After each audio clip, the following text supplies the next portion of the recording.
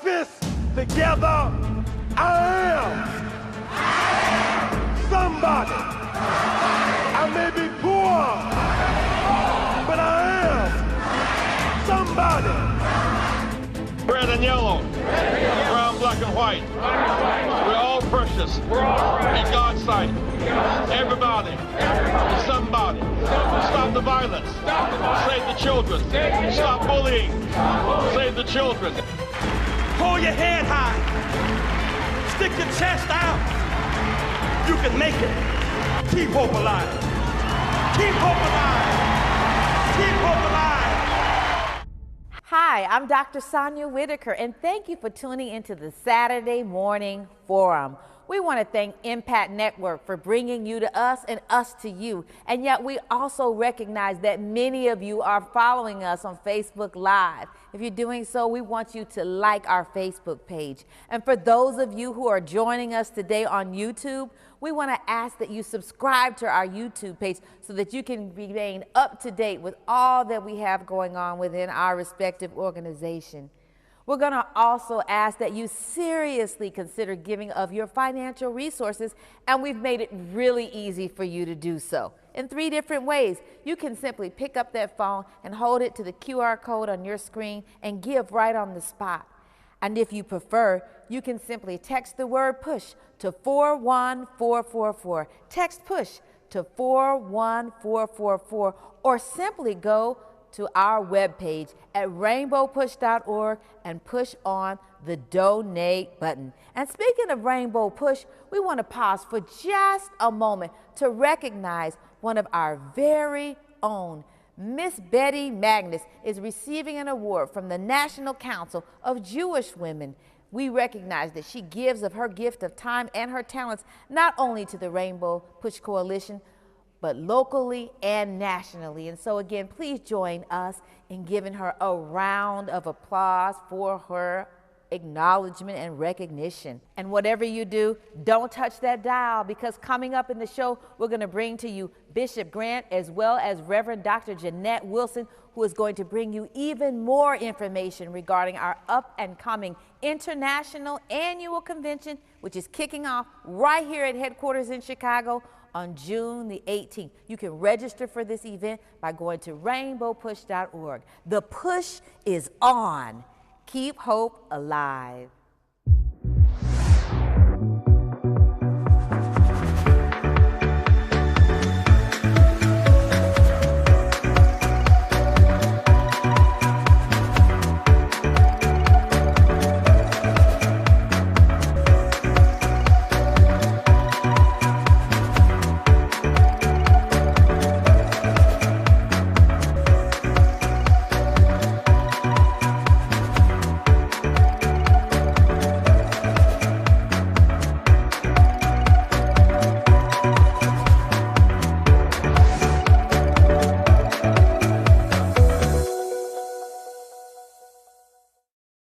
Good morning, and thank you for joining us for the Saturday Morning Forum.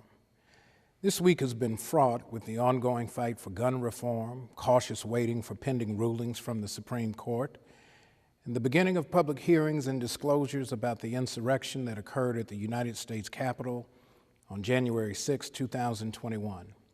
States continue to hold primary elections that will determine who represents the interests of the people of cities, towns, states, and the nation.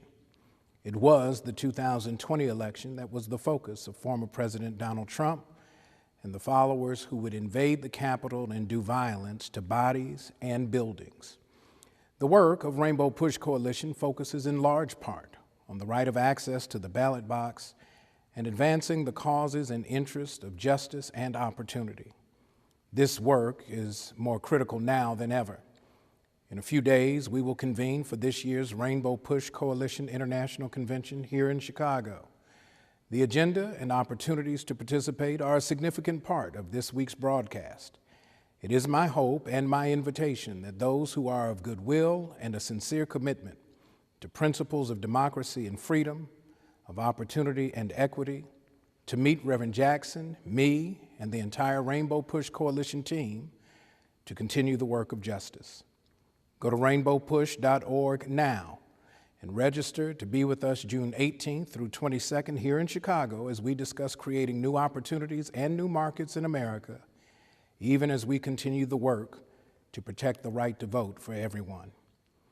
In this week's Due Process, I will share with you updates on voting rights cases, court challenges to redistricting, and the beginning of the January 6th committee public hearings.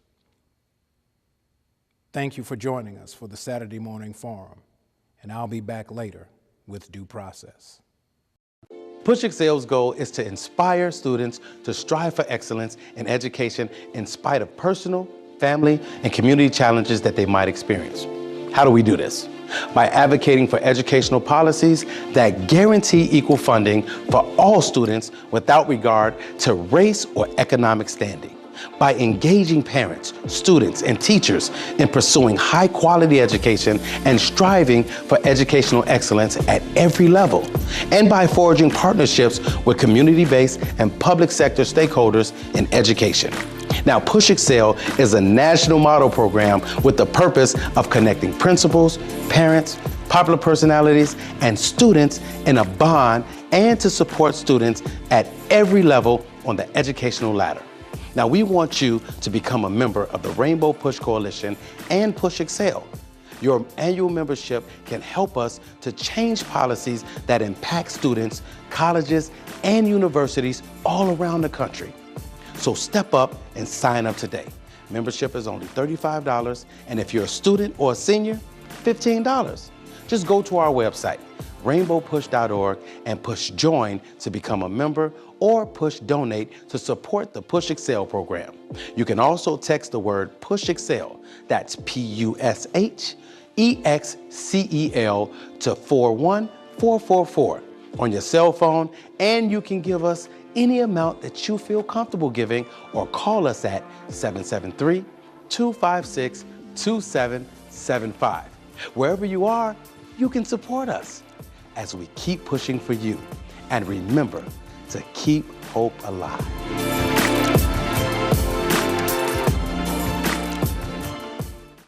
Well, good morning. Bishop Grant and I are really excited to be with you again this morning. This is the last Saturday before we open our convention on June the 18th. But before we get into the convention, which you must attend, this is the one convention that you don't want to miss. Don't want to miss it. I'm telling you, it's just so much rich information.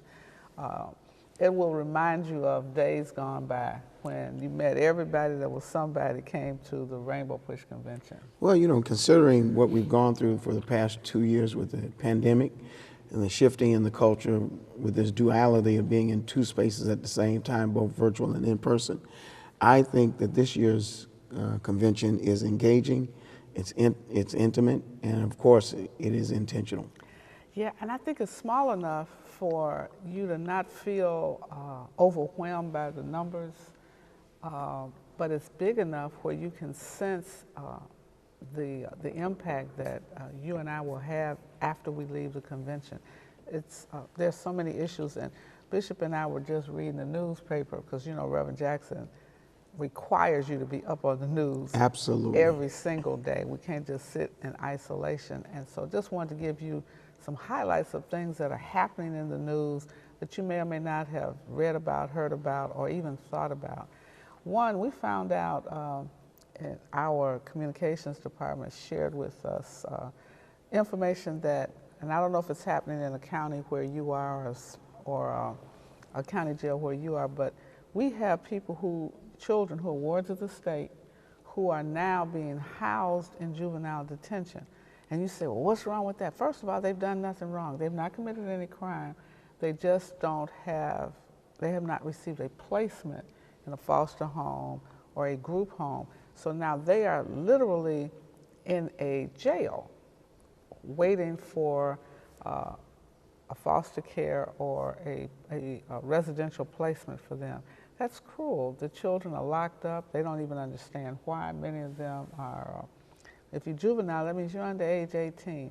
So all of this is weighing on them. It's almost like saying to them, nobody cares. Well, we're criminalized. We've become a culture and community that criminalizes the unemployed, the uninsured. Or the poor. Or the poor. And rather than fight for the poor. We fight the poor. And this is an alarming discovery. These children are disproportionately African American and Hispanic. Yep. They come from at-risk communities where they are in desperate need of wraparound services, starting with mental health. And how traumatizing can it be for a child who is waiting on placement or other circumstances to materialize, to be housed in any correctional facility, whether it's a boot camp, courthouse jail, or one of these facilities like 26 in California, and it's happening all over the country. And this whole idea that we can penalize and incarcerate our challenges only exacerbates the problem, and somebody's got to speak up and speak out and do something about it. So we're going to be looking at that not just at the convention, but we're calling on faith leaders. This is an issue that we should be addressing. How do you put a child behind bars who's committed no crime, has done nothing wrong, other than be born into a family situation that may be dysfunctional, unhealthy, and so you remove the child and put them in juvenile detention? Is that better? Of course not. There has to be another way, and we're going to be pushing for these systems. DCFS is a system that must be modified greatly. Well, this is akin to what is happening to, in the same context, in immigration. Absolutely. I was just getting ready to go there. You come and capture these individuals, and you immediately put them under the cloak of guilt or the cloak of a criminal. And then you put them in a criminal environment, in a criminal atmosphere, and you wonder the impact psychologically, socially, and otherwise on these very young people. And you separate them from parents. Yes. And families. So just like at the border, children are separated from parents, family members, and while they're trying to figure out what they are going to do with them, they're not in a loving, caring environment. At the border, remember, they put them in cages.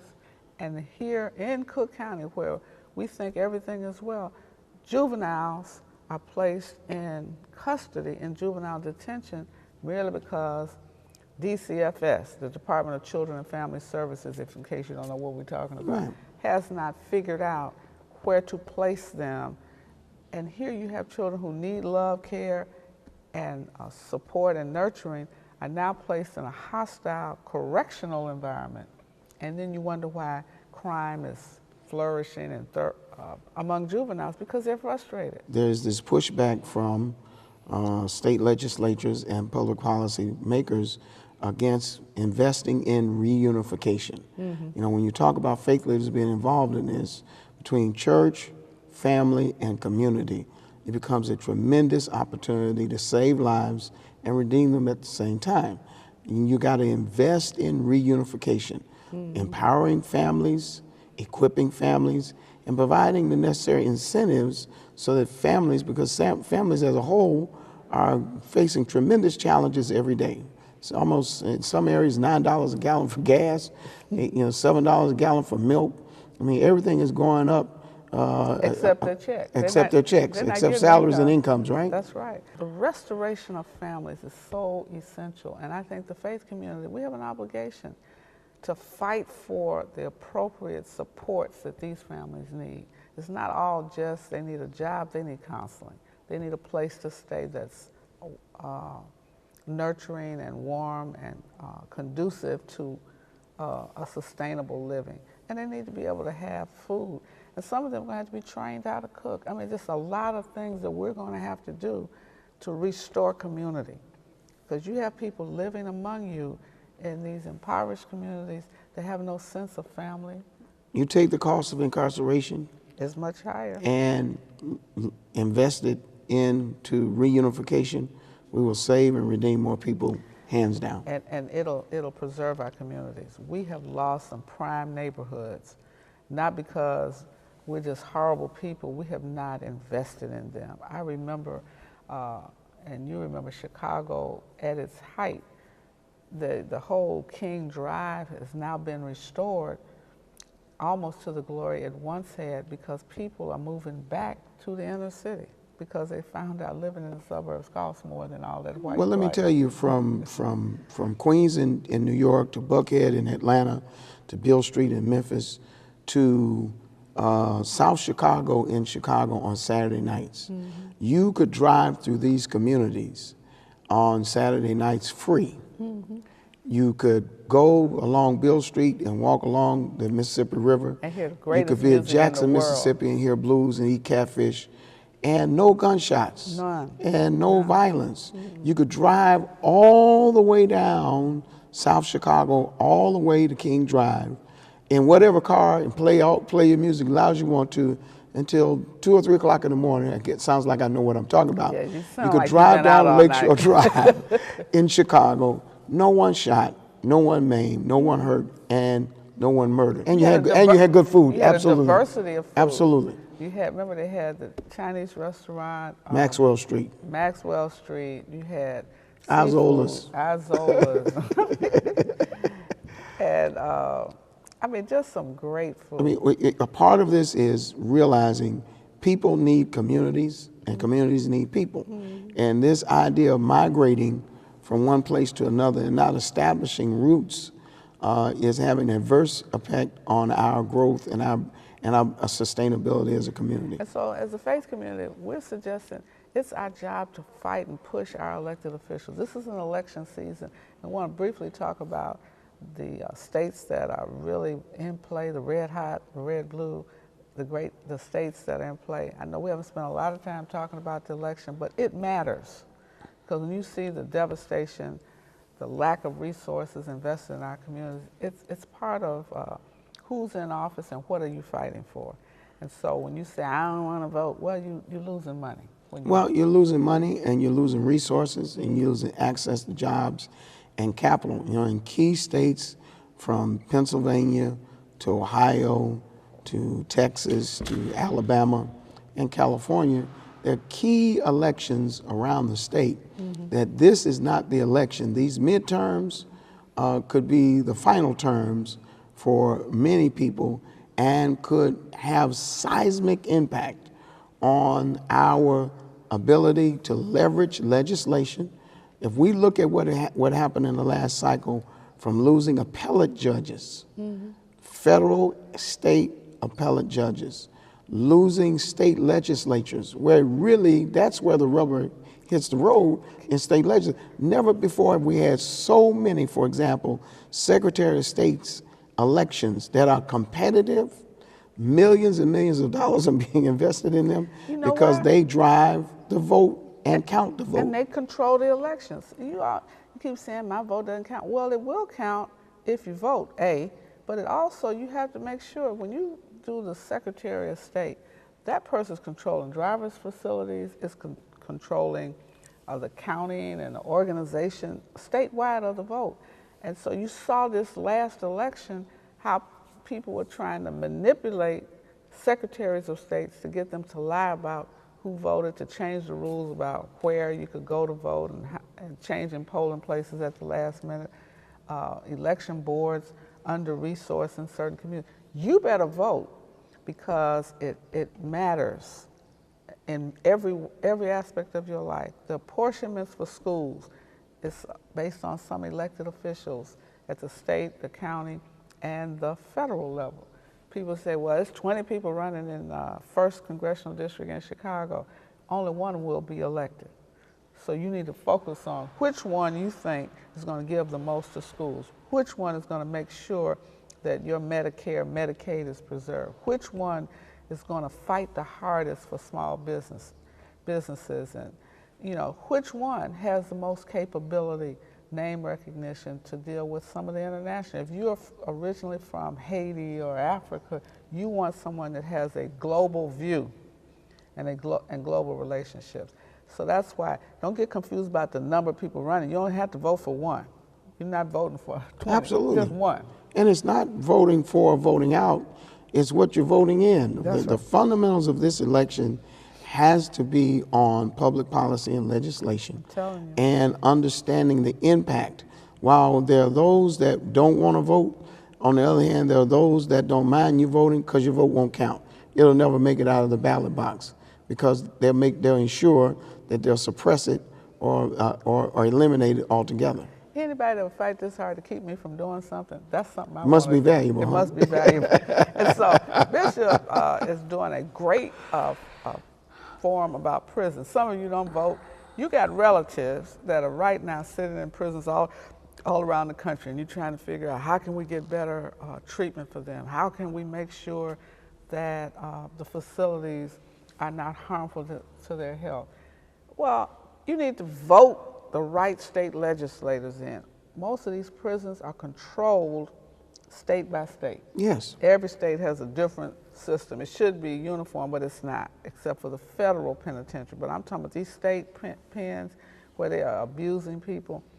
Bishop, tell us a little bit about Well, that. when we look at criminal justice reform and prison reform, it's a hand in glove relationship, from overcharging to overpopulation. Overcharging on just something like a phone call. Absolutely, absolutely. Just overcharging. I mean, when you look at these high sentences for some of these offenses, and persons who perpetrate crimes and they get away with 2 or 3 years, you're looking at an imbalance, like whose hand is on the scale. But it's not just the over sentencing and overpopulation of prisons, overcrowding. It's the taxation of the inmate and the inmate's family, that counties and municipalities are passing on the cost of the justice process on to the inmate and using that as a means of penalizing or delaying release. And so when you look at who runs your prisons, your state prisons, is your governor, and he appoints.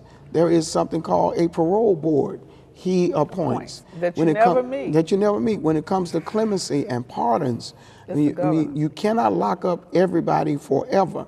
And part of our challenge here through the work of Reverend Jesse Jackson is to bring about a sense of human value to these individuals, the communities that they come out of, and the families that they're connected to, in a way that we restore, repair, and redeem at the same time. But you know, in Illinois, most of the prisons are in these small downstate communities where you have fewer African Americans, but it creates an economic engine for those communities. Absolutely. And the prisons, Contracts, procurements, vendors. all your guards, all of that. And on top of that, they use the prisoners as slave labor. That's not just a book, that's a fact. And so that's what we're challenging. If you have somebody in prison, if you have a relative that's ever been, if you've been to prison, you re-entered society, but you came out, they didn't even give you your ID back. You go in as somebody and you become a number, and you come out and you got to restore citizenship. It should be automatic. When you go in, you were somebody when you went in. You may have been found guilty of a crime, but you should not come out having to figure out how to get a new Social Security number, get a new ID. It's a lot. Well, you know, constitutionally, when you facilitated all of the requirements met all related to of your them, sentence, all of them. the moment you walk out, you should have a fresh start. You should be automatically restored Fully. and brought back into the community and the population at large as a full-fledged citizen of the United States. And that doesn't happen. It doesn't happen locally, regionally, or nationally. And so our work as it relates to that is, particularly, as you know, as an attorney, restoring the rights of first-time offenders and removing the blemish and marks that are left on them that keep them from jobs, keep them from contracts, keep them from voting, keep them from the very fundamentals of this democracy, and in many ways impair them in such a way that unfortunately they end up being caught back up in the criminal justice system. Well, because if I've been in 10 or 20 years, I come out, I have not been fully restored. I'm struggling just to get basic stuff. Nobody picks me up from the jail. I got to take a bus back. And the world has changed in 5, 10 years since I left. And I haven't had appropriate reentry protocols. I have not been restored fully. And that's what we're going to fight for. So if you have that situation, you've been in there and you're out now, you need to be at this session, which is on Tuesday from 4 to 6 p.m. at the South Shore Country Club. You need to come. If you have someone that's in custody right now, come so you can be a part of the movement to reform these penal institutions. We're using Illinois as a model, but it's not just here. It's in Attica, New York. It's in down in Louisiana. It's in Wisconsin, Alabama, and some of them are just horrific. And they're using prisoners as free labor, cheap labor, so they don't have to ship the manufactured products to cheaper labor markets because they don't have the cost of transportation. You're right here in America. And so we're fighting against that. You know, we talked about the wards of the state with these juveniles. What most people don't know is once you go into that institution, you belong to the state, Yes, but sir. you belong to that institution. Yes. That warden controls your movement, and the warden is under the direction of the state director of corrections. And so in many instances, people spend a lot of time trying to relitigate their case while they're incarcerated and not understand that the policies of corrections and the means by which these institutions function must become important to us, because in many instances, these are glorified institutions that are nothing less than state-ran plantations. Slave plantations. And so if you want to change that, you need to join us. June 18th, we're going to open up with education. It's not all pie in the sky, but we want to celebrate children, young Graduation. people that have graduated from 8th grade, high school, in the middle of a pandemic. I never went to school where everything was remote. I went to school, I saw my teachers, I sat at my desk from elementary, high school, college, grad school. These children will have spent 3 years not touching anything but a cell phone, an iPad, or a computer. And here in one of the most historic auditoriums in Chicago, if not in the nation, Dr. King's workshop. Yes, sir. Right And here. You know, he believed in education. He had more education when he was in his 20s than many people have at 60. He was committed to education and committed to civil The rights. stage, Nelson Mandela's been on the stage. Mandela. Presidents have been on the stage. World leaders have been on this stage. On that day, these persons who have accomplished something great in life will be able to walk across on the same stage. And if they're 18 and older, they're going to walk across with a diploma in one hand, a voter card in the other. And that's good news, because we want this generation to be empowered and to vote. And another thing that's happening on Saturday, potholes that you see and the bridges that you drive under, you're scared it's going to fall down on you or go across. You're looking at the decay, infrastructure issues. We're going to have the Secretary of Transportation, Pete Buttigieg, will be right here on this stage. You know, extending 95th Street to 130th, to the corridor of industry, and affording there to be an expansion in transportation. Not only that, green jobs, and dealing with the climate. You know, the Build Back Better plan has significant funding in it to restore urban America. And those of you in the construction trade, those of you who are entrepreneurs, those of you all who are in design and architect, you need to seize upon the opportunity to be here, to hear what Secretary Buttigieg has to say and has to offer.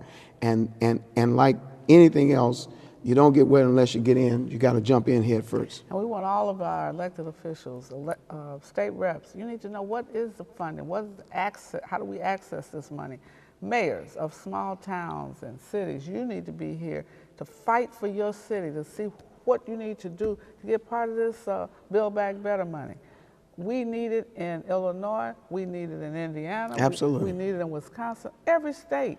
As you travel across the country, I like driving across America, but I promise you, it is a difficult situation. Well, we're fighting to put people back to work, and we're fighting for the working class. And these are opportunities that doesn't cost you anything but time to show up, engage, get involved, and get connected. Informed. All right, so also on Saturday, we're going to have some African-American art for you to look at. We're going to have some soul food for you to taste. Now, you're not going to get full, but you can taste 20 different restaurants. The taste of push. Taste of push. And 20 different restaurants. And we're going to have, Facebook has gone to Meta. Yes. I don't know what Meta means, but what I do know is they're going to have a certification, so I'll learn how to do Meta. And then I know you wonder about where you can put these goggles on and feel like you're in the game. I know you thought you were in the game when you watch it on television. We're going to have that right here at Push, immersion. So I want you to come on Saturday, June 18th. a week from this Saturday, June 18th, 9 to 5. Just come spend the day with us. Get informed, get inspired, and get involved. But then Monday, where we going? Oh, that's because we're gonna get our praise on Sunday. Oh, I forgot. Oh no. Yeah, we got to back up to the men. You got to tell them about We've the got men. men's rally that afternoon with Reverend Jesse Jackson's Father's Day, and we've got men coming from everywhere highlighting the work and the involvement of men in our communities, in our churches, and in our culture. And you want to be a part of that. There'll be food associated with that, and then we'll move from the men's rally to our annual Reverend Dr. Clay Evans Gospel Concert that's been coordinated by Sasha Dalton. Yeah, and she started the first gospel. The first. In Chicago. It was the first, the best, and so you know at Fellowship it's going to be on. Thank you, Sasha. But I got a secret. There's somebody sitting next to me that if he thinks he can sing, he's bringing his whole chorale. You're going to hear, you hear him talking, but you're not going to see him singing. The GFC, no, you won't see me sing. I'll let them do this. I may do a little bit. The GFC chorale. We've got the Chicago's own Tommies. We've got Vicky Winans. We've got Darius Brooks. The list just goes on and on. The concert is absolutely free. Listen, we have been locked down so long. We got to shout. We don't know. We're like Peter and Silas in the prison. You said, nobody leave. Nobody leave the room. We're going to stay right here. We just quarantined and locked down. But this is free, and it's an incredible opportunity for you as a family. Father's Day, everybody come to the concert. Let's have a great time. It's going to be fun. You don't want to miss it. And still, you haven't spent a dime yet. Just getting here. And then Monday we go to South Shore Cultural Center. We have the Assistant U.S. Attorney General. I know you wonder, what are they going to do about criminal reform? What are they going to do about voting rights reform? Well, she will be here. Attorney General Kristen Clarke will be here to share what the government is doing, the Justice Department, what they're doing, what the challenges are. And then you have the firebrand lawyer, attorney Barbara Unwine, attorney C.K. Hoffler.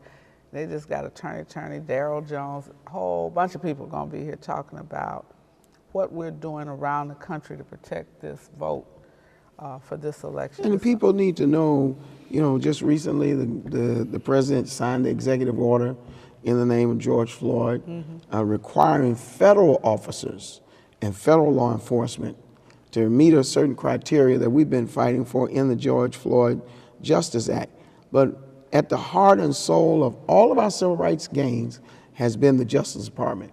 And we finally have a department now with Kristen Clarke that has the sensitivity and the capability of enforcing, and has demonstrated so most recently with this mass shooting in Valdea. And so it's important that you come and understand the mechanics of social justice and civil rights starts with legislation, public policy, and implementing them both. My first trip with Reverend Jackson was to Mississippi with the U.S. Attorney General William Bradford Reynolds, who went with us throughout Mississippi looking at voter suppression. We're going to have that kind of intervention in this election by the Justice Department. We had federal marshals at selected polling places to protect your right to vote. We're going to ask lawyers to join us on Monday morning as we begin to lawyer up and prepare for November.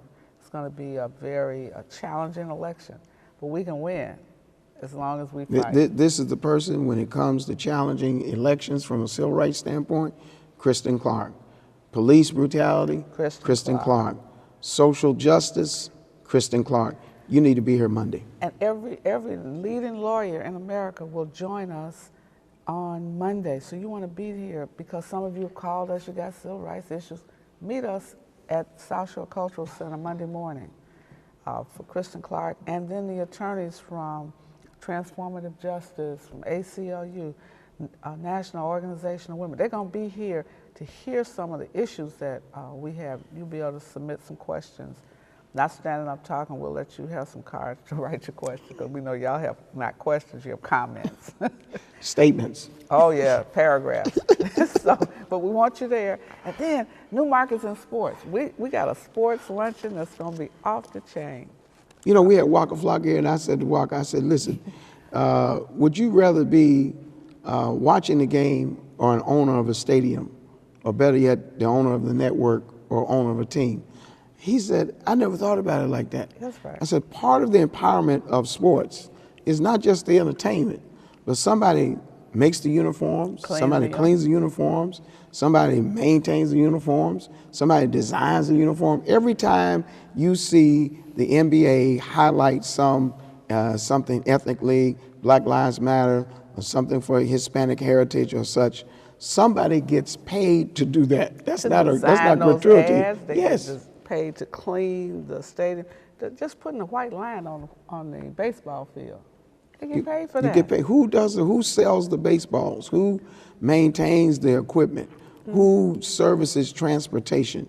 So new markets in sports is wide open, and I promise you, if you're an entrepreneur, a business person, you're even thinking about going into a new market, the sports arena is waiting for you. Yeah, because who erects all this stuff? When you have the Super Bowl, that's a major Walmart just bought the Denver Broncos for $4.6 billion. I think there's some money in sports. Well, we have a member of PUSH will be at the sports luncheon, Bishop Valerie Daniels Carter. Oh, wow. She owns a part of the, which is the basketball team, the Bucks? The Bucks, Milwaukee Bucks. Milwaukee Bucks. I want you Boston Celtics to have anything. She's a black woman. Anyway. Look here, she's a black woman that owns herself a basketball team. Y'all say we can't play, but we can own it. And that's the point of this new market. You don't have to play to play, but you have to show up. And then we got a whole thing on, I know you've been talking about, when are we going to get our 40 acres and a mule? Well, the tide is churning on reparations. And so we're going to have a reparations roundtable Monday afternoon. Dr. Julianne Malveaux, we're going to get the people from Evanston talking about reparations, people from Harvard doing something with reparations. I know you want your share. We're going to see how it can happen. Meet us at South Shore Cultural Center. We figured out how the money could be distributed through the pandemic. Everybody got a check. That's right. You got to get a check. So we're going to talk about that. If you're interested in reparations, you need to meet us. It's free. Monday at South Shore. Now, the only thing you're going to have to pay for is the lunch. We're not giving that away. It's $50 a ticket. So you get your tickets early, get them now, go to rainbowpush.org. What are we doing Tuesday? Tuesday is a lot going on. Oh yeah, we're going to be tired. On Tuesday. Well, we've got our financial markets. Oh yeah. Oh wow. New markets in finance, cryptocurrency, and for the first time, Reverend Billy Kyles' son, Attorney Dwayne Kyles, has a group that is opening up an African American stock exchange. Yes. So many people do not know historically, the stock exchange as exists right now was a slave trading site. And the blood, sweat, and tears of our ancestors under Wall Street. And what Kyles is doing is revolutionary in terms of turning the tide and catching the wave as it relates to the innovation technology-wise in finance, that we too can have our own finance sector. And then we're going to have a young man, I know young people, y'all into cryptocurrency, y'all don't want to use any kind of touch money. Well, they've been making a lot of money in cryptocurrency, so we're going to see where they are now. Several cities like New York and others have a cryptocurrency department. Yes. So we're going to talk about cryptocurrency, what it means, what it doesn't mean, and how do you make money. And how do you use it? There you go, because I haven't figured that out, but I know some people have been making a lot of money on crypto. That's Tuesday, and then you have the prison. We have our Faith Leaders Luncheon. Oh yeah, this is going to be big. Our Faith Leaders Luncheon, we're going to be honoring some of the most prominent and successful faith leaders from around the country who are doing work on all different levels, but making impacts in their communities and in their regions. And a part of that is really realizing the messaging and the ministry that must be highlighted at this critical time. And we're trying to invite, we're going to have someone from Buffalo so you can hear what really happened in Buffalo. One of the clergy from Buffalo. Of course. We got Minneapolis, Minnesota, where You heard what happened to George Floyd. Yes. But you got to hear the backstory of what faith leaders did out on those streets. And so we're going to be honoring some of them and hearing from them. You got some coming from Wisconsin. Some coming from Wisconsin, Louisville, Kentucky, Breonna Taylor, Racine, Wisconsin, and Kenosha. Man, I'm just telling you. Indianapolis. Indianapolis. So, you know, we have 1,000 Churches Connected has done such a phenomenal job at keeping a base of pastors and ministers and clergy connected, and this luncheon is going to highlight all of that work. I'm telling you, it's just a lot. You can't beat this, and guess what? We're not charging you to get in. We really aren't. The only thing we're paying for is lunch, and we would pray that all of you that come to this convention, this year's convention, will become members of Rainbow Push, because we need your membership, but we need your presence. We'll be focusing on international affairs. Oh, James Gomez has got people flying from the continent of Africa to tell you how to invest globally. Absolutely. Global markets. We got to think internationally. And, you know, the diaspora is so very valuable to us, from Haiti to South America to the continent of Africa. Those of you that are talking about trade and travel and global investments, you want to be a part of that session as well. Yeah, and then that afternoon, we're going to have investments. We're looking at what's happening with Haiti. We must never forget Haiti. We owe Haiti a debt, and so the Haitian community, Hala and the Haitian ambassadors will be here telling us what's happening in Haiti, what we need to do to help Haiti, because Haiti helped us. And you know, Reverend Jackson has been involved with others in the call and the cause of freeing Brittany Griner. We'll be giving a report as it relates to that. And then we'll segue into our prison reform symposium from 4 to 6 p.m. that evening. That is so critical, because from ACLU to the Sentencing Project to the Illinois Prison Project and others, Innocence and Witness Project, we are pulling this collaboration together to really highlight the need for reform and the importance of collaborating for restoring the humanity of these individuals and making redemption now a part of reformation as well. And then we'll close out with hip hop. I know young people say, I want to know what's happening with new markets in hip hop. Well, you're going to hear it. It's going to be a powerful panel from, and y'all, you know, you can tell they're young because they're up from 6 to 9. Well, you know, the hip hop industry is driving so much in the culture right now. It is. They're branching off into the beverage industry. Mm-hmm. They've expanded the clothing and fashion industry. They've gone into telecom. They've gone into financial markets. It is really one of those areas that you, as they would say, you can't go to sleep on. No, and they've been producing content for a lot of these stations. Oh, so a lot of the Revolt Network is phenomenal.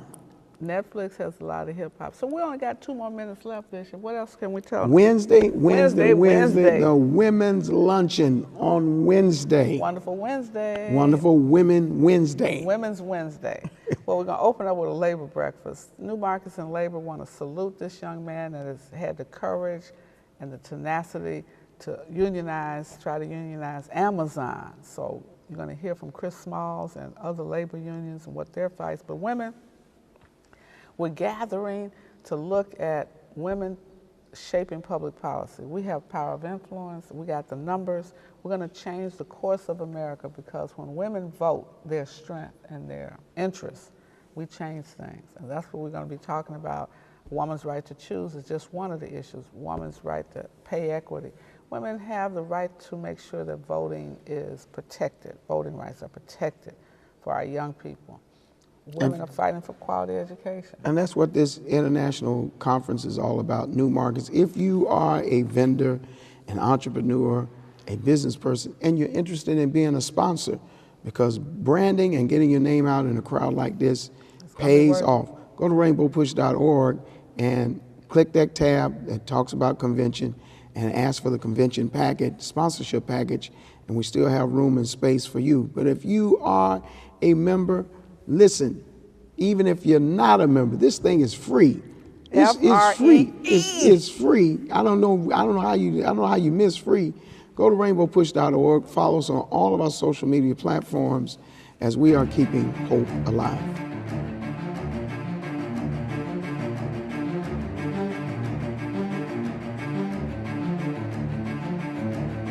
Welcome to Due Process. I'm Todd Yeary.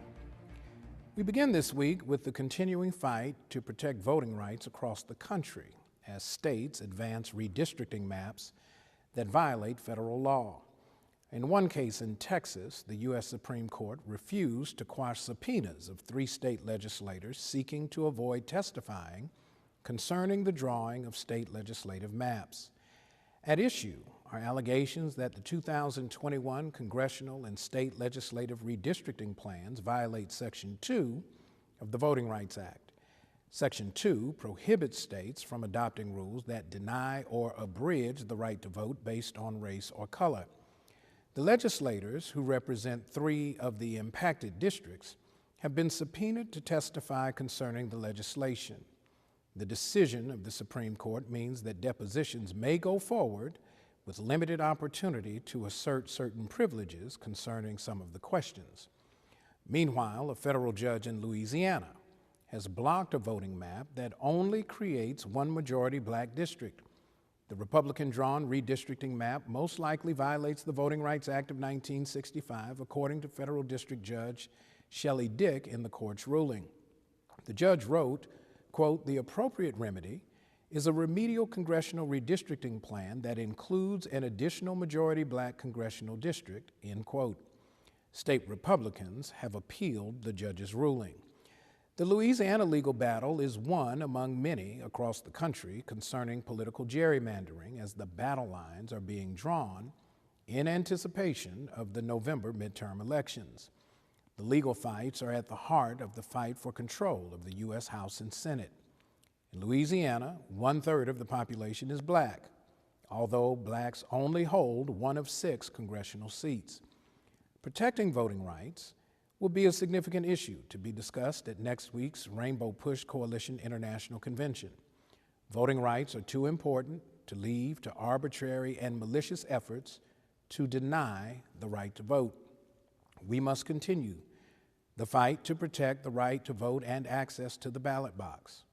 Go to rainbowpush.org to register and join us at this year's convention, and remember, registration is free. In election news, primary election outcomes in California have caused concern for progressive Democrats. In San Francisco, Progressive District Attorney Chesa Boudin was recalled by voters concerned about rising crime. The ongoing difficulties as the global pandemic continues to ease and economic stress expands are viewed as contributing factors for rising crime in cities across the country. Boudin was among several progressive prosecutors who have been working to reform the historical system of mass incarceration by focusing on structural issues and economic concerns that have influenced the inability of some who commit crimes to have viable alternatives for opportunity. The notice of intent to recall criticized the DA for failing to take the drug dealing crisis seriously. This, even as overall crime in San Francisco is down while burglaries and homicides have risen. Boudin asserted that the outcome was the result of massive spending by those opposed to his prosecutorial administration.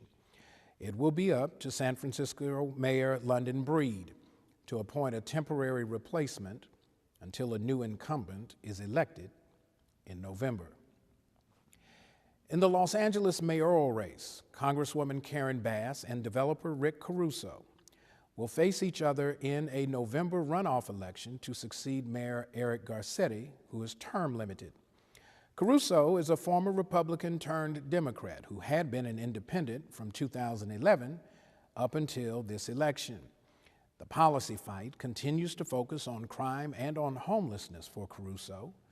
Congresswoman Bass, who was on President Biden's shortlist for vice president and is former chair of the Congressional Black Caucus and was the first black woman California Assembly Speaker, has focused her campaign on business and jobs, crime prevention, public safety, and climate issues. The campaign tug-of-war will likely be very expensive as Bass and Caruso try to persuade what many anticipate will be fewer voters who actually turn out in November. We will be watching this campaign closely. Finally, Thursday night marked a significant turning point into the House investigation of the January 6th attack on the U.S. Capitol. Chairman Benny Thompson of Mississippi opened the committee hearing by framing the historical and principled significance of the committee's work and the threat the insurrection posed to the principles and functioning of American democracy. Flanked by his vice chair, Congresswoman Liz Cheney, the expectations were laid out concerning upcoming public hearings that will shed light on what happened that day and the role former President Donald Trump played in the efforts to subvert the certification of a legal and valid federal election. Chairman Thompson noted that January 6th and the lies that led to insurrection have put 2.5 centuries of constitutional democracy at risk. The hearing was carried live on most major news networks except Fox. Vice Chair Cheney laid out the background of what happened that day, supplemented by video images of the confrontation and the violence that left many wounded and some killed, particularly members of the Capitol Police.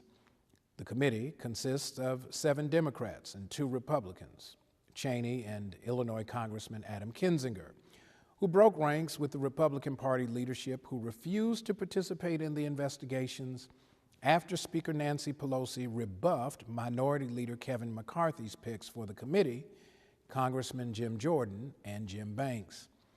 President Trump issued a statement critical of the investigation as he dismissed the riot as, quote, the greatest movement in the history of our country, end quote.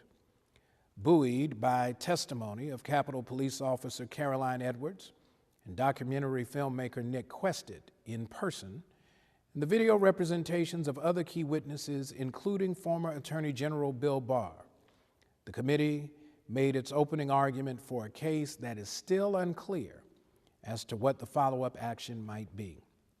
What is clear is that the witness testimony and previously undisclosed video footage will have many captivated about what actually happened on January 6th. While the issues of democracy and citizenship continue to play out in judicial and legislative arenas, we must not give in to the cynicism that often accompanies such intense public debates about protecting the core of American freedom. That is why we must continue to fight for voting rights and the protection of human rights and human dignity. This fight lies at the core of protecting due process for us all. That is this week's Due Process. I'm Todd Yeary.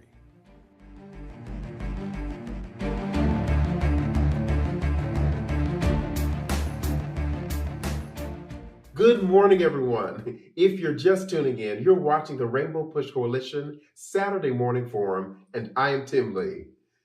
Listen, I have a very special announcement for anyone who's graduated from the 8th grade, 12th grade, received an associate's degree, a bachelor's degree, or any other degree from a higher educational institution. We want to celebrate you at the opening of our International Rainbow Push Coalition Convention starting on June the 18th. On Saturday, June the 18th from 10 until 12, we are going to have a baccalaureate program that is going to honor any graduates from 2020, 2021, and of course this year, 2022. If that is you, you can register for our convention at www.rainbowpush.org, or you can scan the QR code that's on your screen. We want you to RSVP so you can be treated like the VIP that you are. We're also preparing a special digital presentation for this event. So if you have pictures of you that you have taken for graduation, pictures of you in your cap and gown, or even pictures that you have in your college paraphernalia, we want you to send those pictures to Tim Lee at pushexcel.org. Again, this is a call for pictures that you can send to Tim Lee at pushexcel.org. Before I go, I want to let you know that we want you to join the Rainbow Push Coalition at the student rate. That student rate is just $15 a year. If you're interested in doing that, go to our website and sign up today, www.rainbowpush.org. That's my time, friends. I can't wait to see you in June. And let me end the way I always do, and that's with the words of the Reverend Jesse Lewis Jackson. If your mind can conceive it and your heart can believe it, then you can achieve it. Until next time, I'm Tim Lee. We're excited to get more people involved in Rainbow Push, supporting the programs of Push for Excellence and the Citizenship Education Fund. If you're interested in impacting public policies, if you believe in the scholarships that we give to thousands of students each and every year, you can become a policymaker by becoming a member of Rainbow Push right now. For an annual membership of $35, or if you're a student or senior, $15, you can help us make a difference in the lives of millions. How do you become a member? Visit our website at rainbowpush.org and press join. Or maybe you'd like to support us. You can text the word PUSH, that's PUSH, to 41444 on your cell phone, and you can give any amount you feel comfortable giving. You can also call us at 773-256-2775, or go to rainbowpush.org and push donate. Wherever you are, you can support us as we keep pushing for you.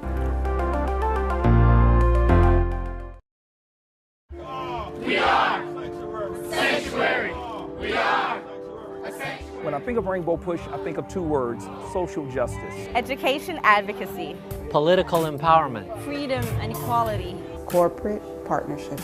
Stop the violence. Save the children. Don't get in. Shut it down. If we don't get in, shut it down. Political change, inclusion, evolution, progress, justice. Jesse Jackson. Keep hope. Keep hope alive. Alive. Keep hope. Keep hope alive. Alive.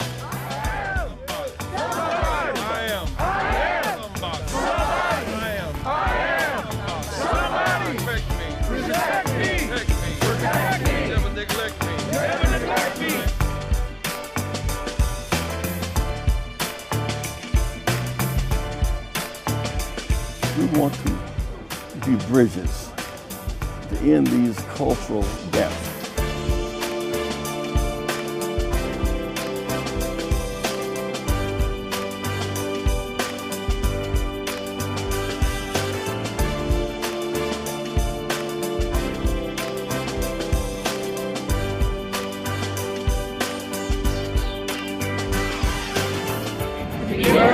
Going forward.